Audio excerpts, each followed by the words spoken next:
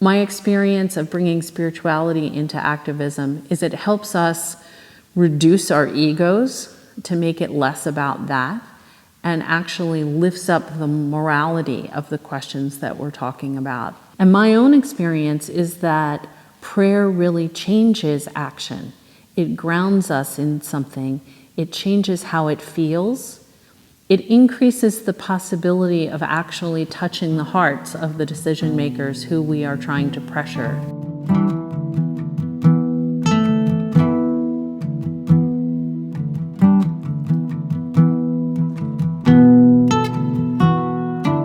My name's Eileen Flanagan. I'm a member of Chestnut Hill Meeting in Philadelphia. And I teach online classes for people who feel called to engage in social activism and aren't sure where to begin. When the United States started bombing Afghanistan after September 11th, 2001, I went out with other friends and I stood on a street corner in silence to show my disagreement with that action. In hindsight, I realized that I needed to show up and be with other people who felt the same way about the bombings, but I felt also a great sense of despair that we weren't actually stopping them. And so part of what has changed for me is realizing that there are things that we can do that actually affect what's happening, rather than just expressing our disapproval with what's happening.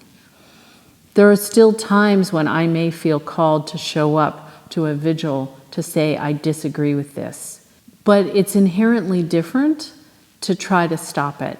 So for example, if I show up to protest the bombing of Syria or any other country, instead of doing it on my street corner, I'll encourage friends to do it in front of the Army recruiting station or in front of the gates of the reserve unit that's being called up for that action, or even in front of the IRS to say, if you continue spending our money this way, we're going to stop paying taxes. Quakerism was born in the 17th century in a time of great political tumult. And the radical spiritual idea that Quakers brought was the idea that every person could hear God's guidance and that following that was more important than following the customs of their day. In fact, following that guidance often meant they had to break the customs of the day, which were not in alignment with God's vision for humanity. Over the centuries, Quakers' willingness to challenge authority and challenge the norms of their society has meant that Quakers have been important parts of the abolition movement, of the Underground Railroad, of the fight for women's suffrage, of the civil rights movement. We're living in a very exciting time of increased activism, and I've been so heartened to see spirituality brought forward more in activism. Spirituality can really deepen activism, can bring people together to help us be grounded, especially in frightening times. And Quakers have practices that are great for that. We can use silence, which we found in action to be something that people across faiths can join in very comfortably, but it gives the sense of spiritual grounding to a group.